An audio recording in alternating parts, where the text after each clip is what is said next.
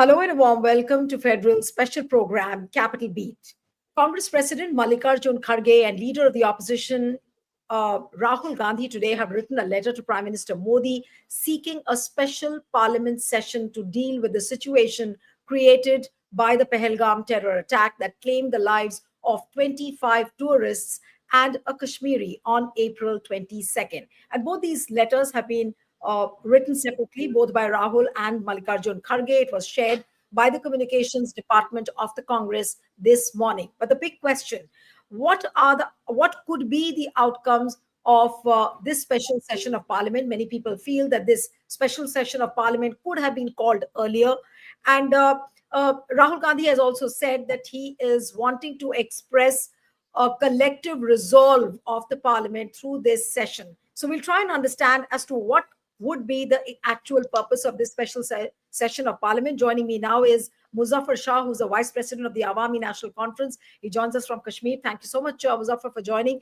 We have Puneet Thank you. Nicholas Yadav, who's the political editor of the Federal. Thank you so much, Puneet, for joining. And I'll begin with Puneet. Puneet follows the developments in Congress very, very closely. Puneet, these two letters which have been written separately by Rahul Gandhi and Mallikarjun Kharge, is this something which is much delayed because several other MPs have already written a letter? So has Congress woken up late as far as this special session of Parliament is concerned?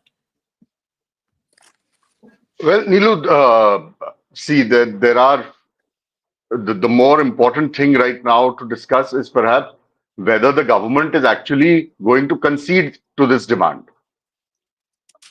So far, there's been silence from the government side on whether they are open to calling for a special session. The demand, yes, has been raised from the opposition parties. Yesterday, Mr. Manoj Kumar Jha, Professor Manoj Kumar Jha from the RJD, Santosh Kumar from the left, both of them had written asking for a special session to be convened. Today, Rahul and Mr. Kharge have also written their letters.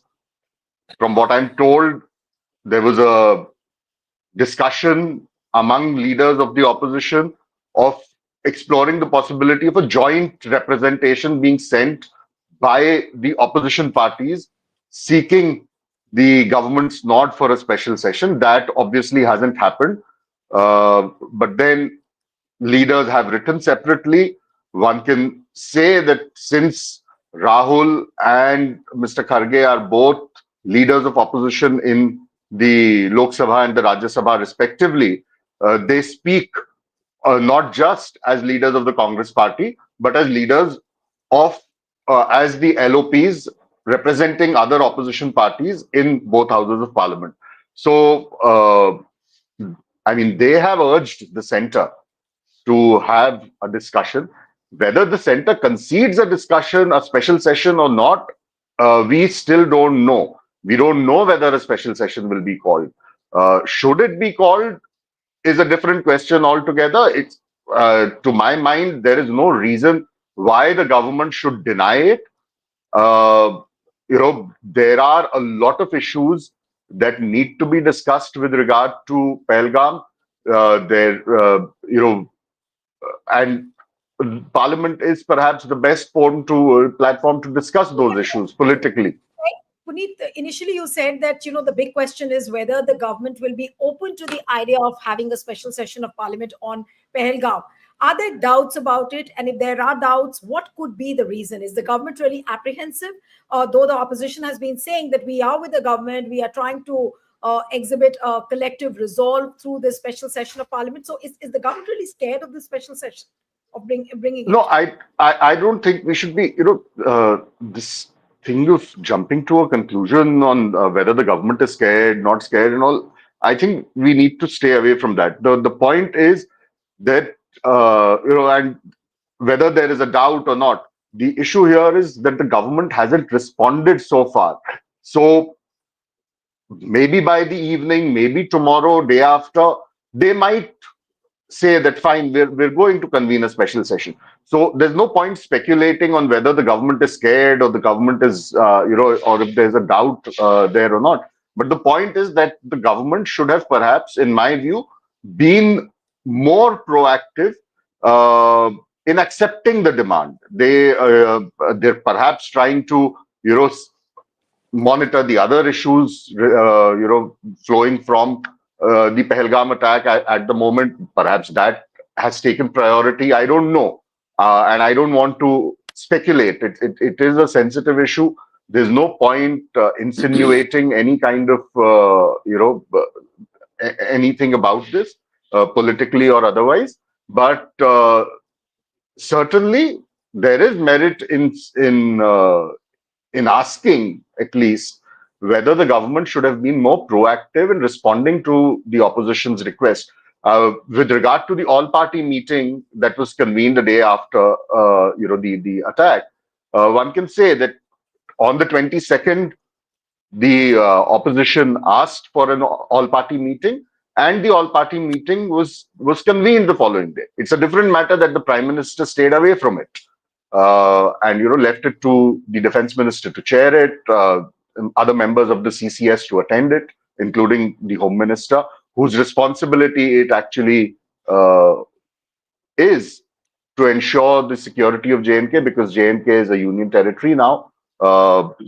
Intelligence, security forces, state police, all of that report to the Home Ministry, which makes it all the more important for a discussion in Parliament, because you need to ask the Home Ministry what went wrong, where was a lapse.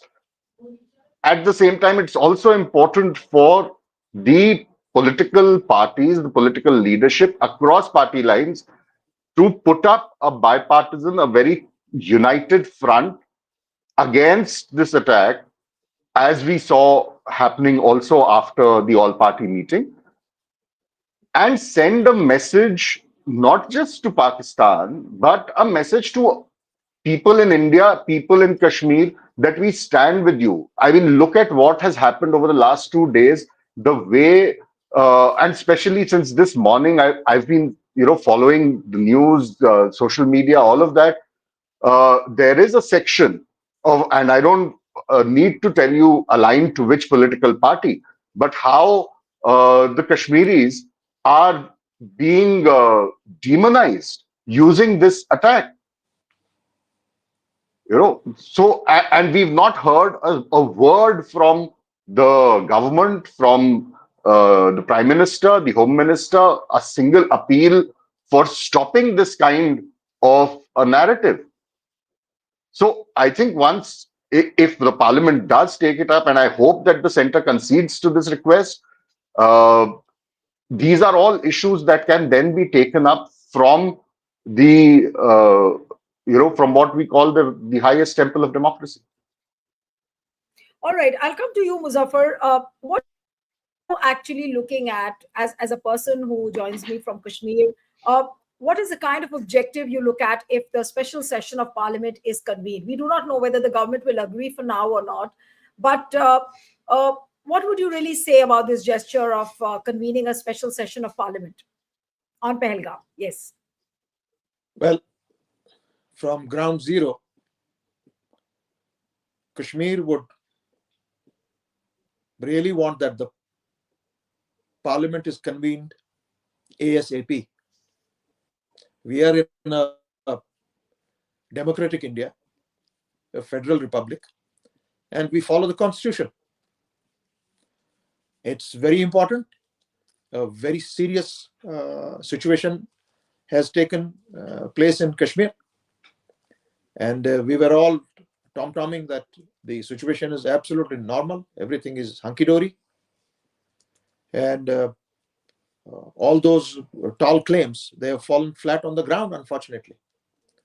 And whatever the pluses and whatever the positives that were accumulated till now, they have gone down the drain.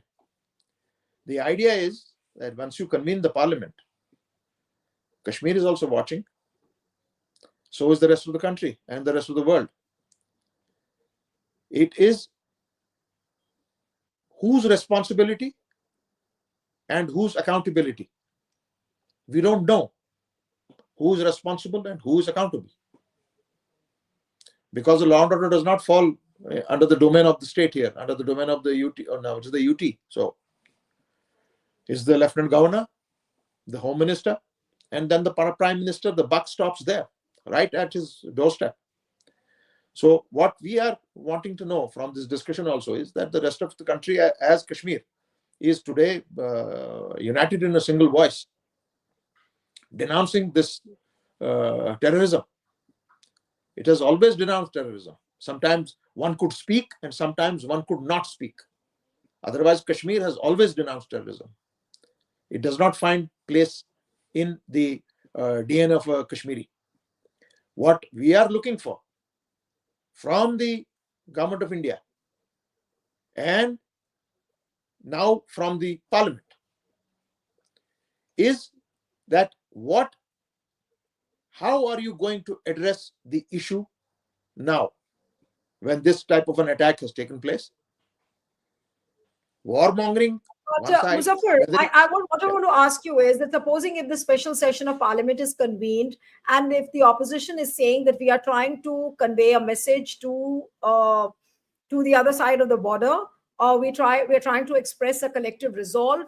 So does that mean that if the special session of parliament convenes, the opposition will not ask tough questions to the government? What does that mean? I mean, how are we to visualize this special session of parliament on Pahalgam? Look, from Kashmir, what we would like to know, what we would like to hear is that questions have to be asked. How did this happen?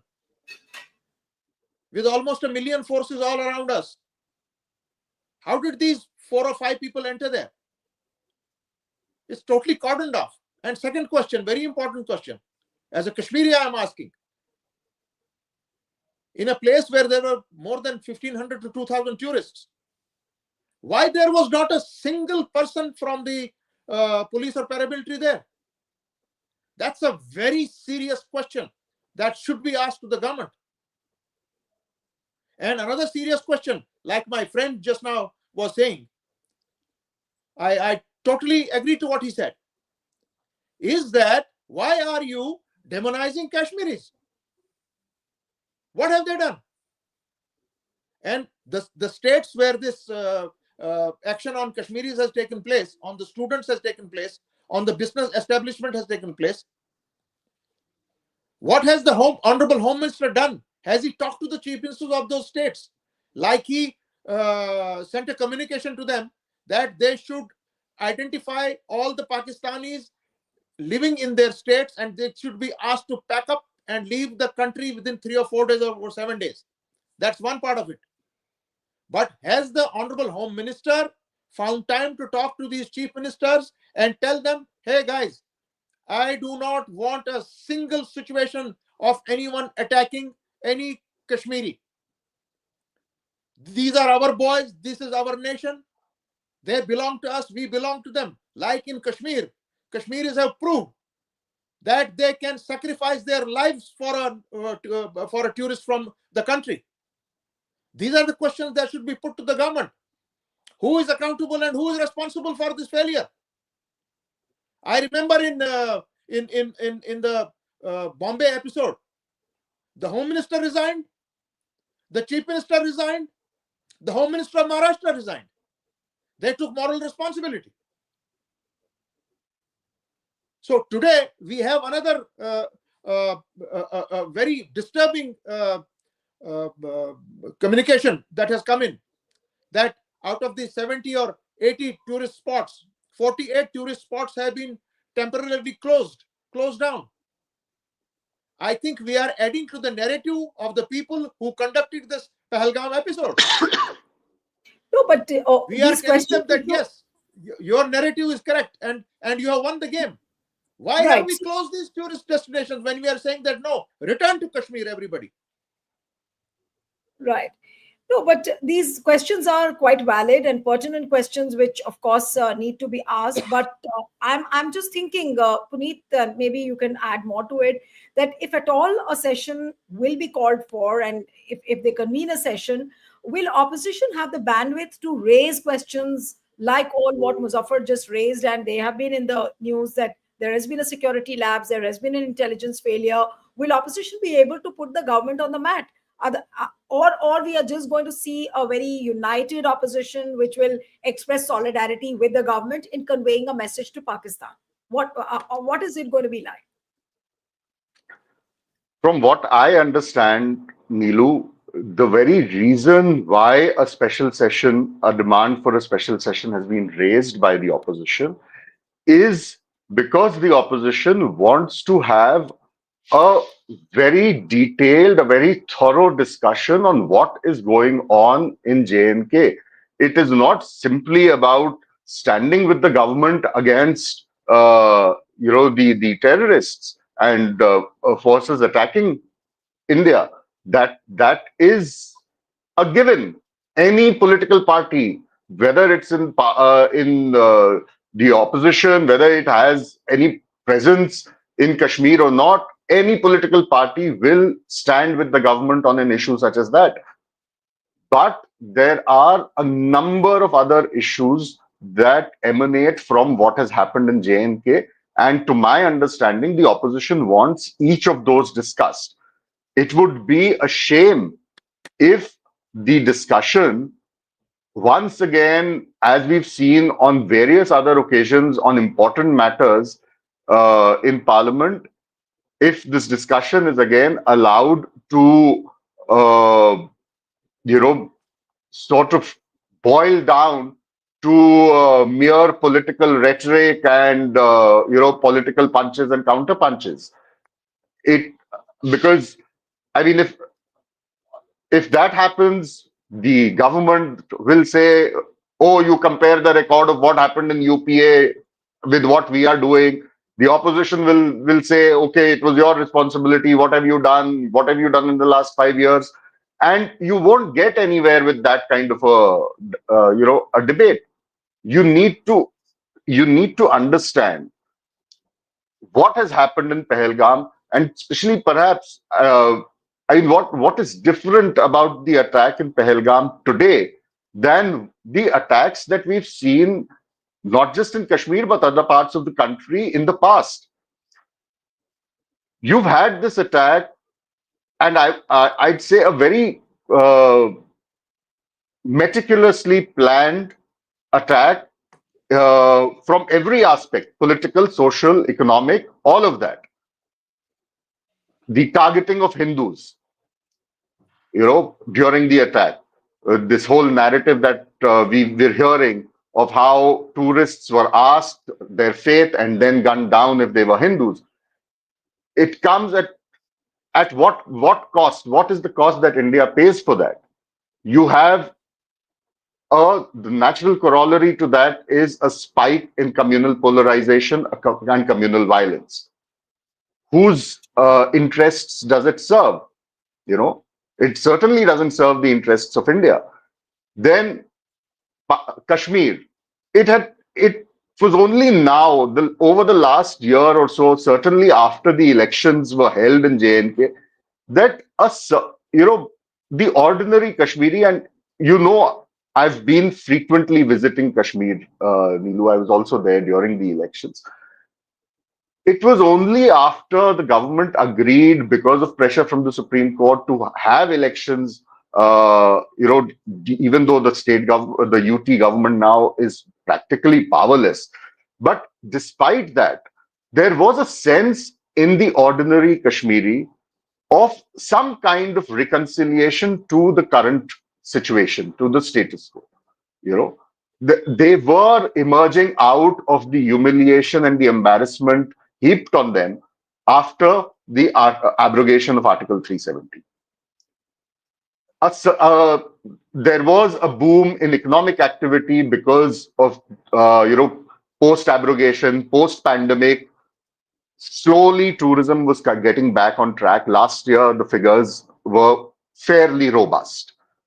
Now, with this attack, all of that comes crumbling down, because you have a ripple effect of the attack with the sort of attacks on Kashmiris in other parts of the country, and look at how the ordinary Kashmiri, and forget the political brass, the ordinary Kashmiri in Kashmir has reacted to the attack. You've seen, candlelight vigils happen on the streets of Kashmir. You've seen calls for unity, for pushback happening from mosques in JNK. You've seen people wearing black armbands and protesting against what our neighbor has done in Pakistan, in Kashmir. So all of that takes a hit with this attack because of the way things have flown ever since, and the government's silence does not help matters. The government needs to come out and say, we stand with the Kashmiri people, we stand with the Kashmiris living outside of Kashmir, we will not tolerate any kind of attacks on them. We will hold people responsible for security failures, and heads need to roll. This is the same political party which, after 26/11 or after any attack during the UPA or previous regimes, would go to town asking for accountability to be fixed. Has that happened? And forget, the political brass, even the media. Do you see anybody asking for any resignations? Anybody holding the Home Minister to account? Forget Home Minister, anyone even holding the Lieutenant Governor of Kashmir to account? No, but Puneet, that's what I was just going to ask you, that 22nd April this incident happened, and today's 29th April. Almost we've completed 7 days to the incident.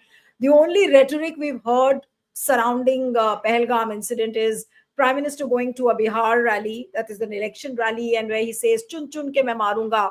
After that, we hear Lok Sabha MPs like Nishikant Dubey, who says that Pakistan will cease to exist on this earth after 2025. Now, that is the kind of rhetoric which we see. Then there is, they're trying to leash certain YouTube channels. They're trying to block certain voices which are raising questions on Kashmir.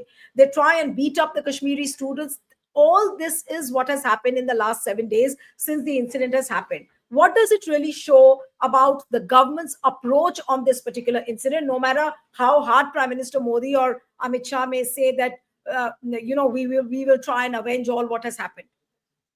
See, this is exactly why it's important to have this kind of. I'm not even going to respond to what Nishikant Dubey, the Member of Parliament from Godda, has said, because I'm sorry to say, but he's nothing more than a rabble rouser, and it's typical of him to make those kind of statements. But for the Prime Minister, for the last 6 years, we've heard the Prime Minister and his Home Minister hammer down this message on us that everything in Kashmir is now normal. And we have broken the backs of the terrorists. As recently as the Parliament budget session, which concluded on the 4th of April, you had the Home Minister saying, "Humne आतंकवादियों को जमीन में गाड़ दिया है कश्मीर में." Now they've all come out of the zameen. Isn't the Home Minister supposed to give us a reply, give the country a reply on where did they come from if you had buried them in the ground? True. And is a public rally the only place that the Prime Minister could think of to speak on something like this? Is he accountable? Is he not accountable to Parliament? No, and also this bit about not going to Kashmir. In fact, Muzaffar, I'll get in you here. Prime Minister has not visited Kashmir. Shouldn't that be a main question? Why Prime Minister has not been speaking, like what Puneet said, that he's not expressing his love, his affection towards, or some kind of an empathy towards the Kashmiris. He's not doing that. Neither is he visiting Kashmir. That could have come as a balm at this point of time. He's not chosen to do that, but he's chosen to do his Man Ki Baat. He's chosen to go to Bihar to conduct a rally. He came running from Saudi Arabia, cutting short his visit. But to do what? In the last 7 days, have you seen something tangible happening from the government's end? You're telling me? Asking me? Yes, Muzaffar. Yes. Yes, this is exactly what I pointed out in the all-party meet that was held, I think, the second day or the third day of this attack in Srinagar. And this is exactly what I said there, that the right thing to do would be that the Honorable Prime Minister should visit Kashmir and be here with us, talk to the stakeholders, talk to all of us here who are present here from all walks of life. That was the meeting called by the Chief Minister. That would send a very, very straight signal, and that would also educate the people who run Kashmir from Delhi. They would be imparted some education that this is how things are here, and this is how these could be sorted out. Now, coming back to the your main focus of today's program, that we want a discussion in Parliament that should not be mere ornamental. It should be result oriented, and otherwise we are back to zero today. Absolutely zero. The idea of Naya Kashmir, what our BJP friends have been peddling throughout the country since post 2019, the idea of Naya Kashmir post 2019, it has proved to be a total hoax. It's proved a disaster. The Kashmir policy today, unfortunately, I'm very sorry to say, from ground zero, Kashmir policy today is absolutely a failure. It is, it's looking at you in your eye. It's gone down the tube. And we are, like I said in my earlier comments also, by closing down for the calming down operations, or whichever operations that you may do, by closing down 48 out of the 70 or 80 tourist destinations, you are telling those guys who have come to disrupt this entire process, and you have strengthened their narrative. I would say that rush back to Kashmir, everybody. That would kill this narrative that they have come in here. You know that the people of Kashmir are not with them. Absolutely not with them. This was the time to really come in. And I'm saying, I have raised this point very vehemently, that the Prime Minister of India should be requested to come here and sit, talk, spend a couple of days, talk to various people, talk to all of us, and we can come up with tangible ideas that how we can avoid such situations, what has to be done in future, and better would be to do that after the Parliament session is called, in case they call it. Right. So I'll take the concluding remarks from Puneet that whether it will be convened or not convened, we do not know. It's still in the realm of speculation whether that special session will at all happen or not. But if it doesn't happen, say if it happens, what could be the big message? And if it doesn't happen, what could be the big message? Puneet, according to you, very briefly. Yeah. Well, if it happens, then of course we'll have to wait and see how the discussion pans out. If it doesn't, unfortunately, the message is that the government simply doesn't care beyond rhetoric. It's as simple as that.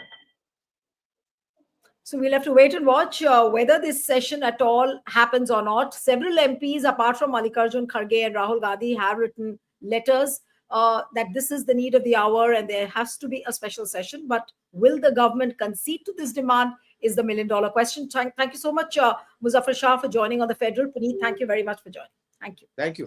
Thank you.